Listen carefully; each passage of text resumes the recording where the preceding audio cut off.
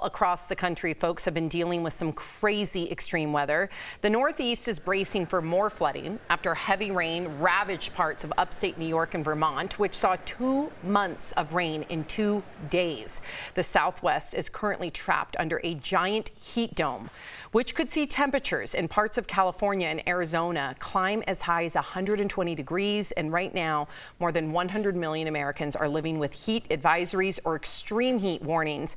Meantime, Canadian wildfires are still burning out of control, with wildfire smoke choking residents and turning skies orange in New York City. And just last night, a huge storm cell caused tornadoes in Chicago, with one touching down near O'Hare Airport, forcing travelers to take shelter.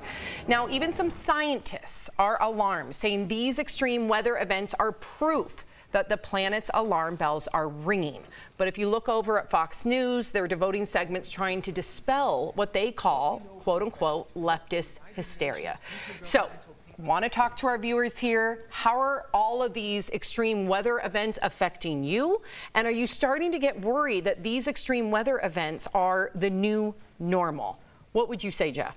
I kind of want to balance it out, right? Because I feel like, again, every time I talk on here, I'm like, I think this subject has become political. It's definitely political, right? Yeah. I think weather has been going on forever. Our planet changes, but I definitely think our carbon footprint has something to do with it. The emissions we put out, the plastics we put in the ocean, the way we're knocking down our rainforest.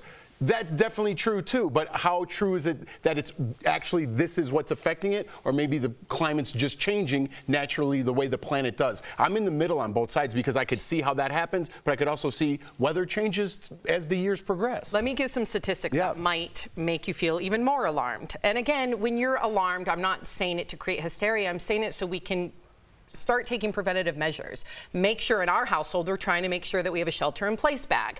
Medications are there, that we have a bag that we can take with us to go. These are things that I actually took from Erica Cobb's book. Why would you, a bag for what? Like like for your children. To go. Like a shelter-in-place bag. If certain children need medications. What do you mean if it's hot outside? If there's any sort of event, from a fire to a tornado. What, are you going to take your bag and run outside?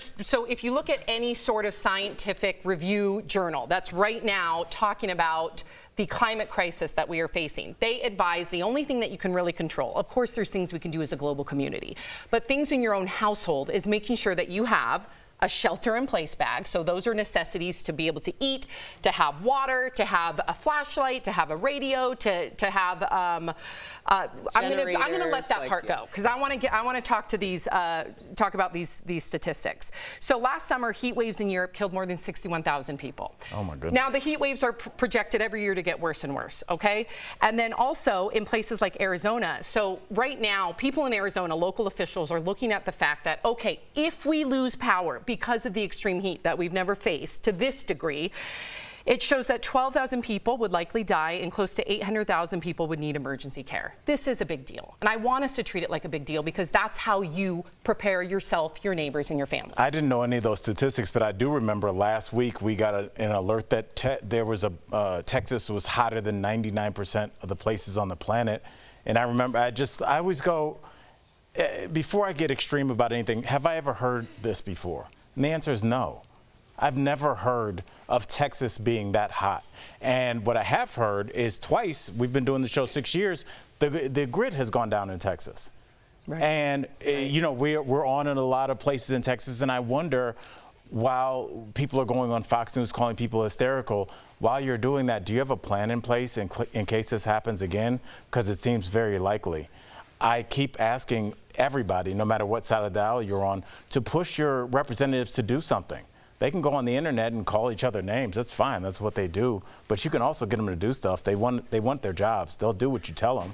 So I encourage our residents in Arizona and Texas, any place where there's extreme weather, which seems like it's every place, South Florida, where I used to live, you know, push your representatives to do something. Don't let them get away with just name calling because it's life and death now, Erica. Well, I think the question is, what are you pushing them to do? Because if we can't get on the same page about what scientific fact is, that's not just your representative. Yes, absolutely. As constituents, we should be holding our representatives responsible for protecting us, for advocating for us. But at the same time, if we can't come up with what is happening scientifically as fact, then how do we have those conversations? Which also starts with the media. It starts with the conversations we're having within our households. It starts with believing science, and we haven't gotten there. So unfortunately, it is going to take a catastrophic event. Yikes. A lot of people have been voting against their own interests because they are going to be at the bottom of the food chain when something happens, and that's fact.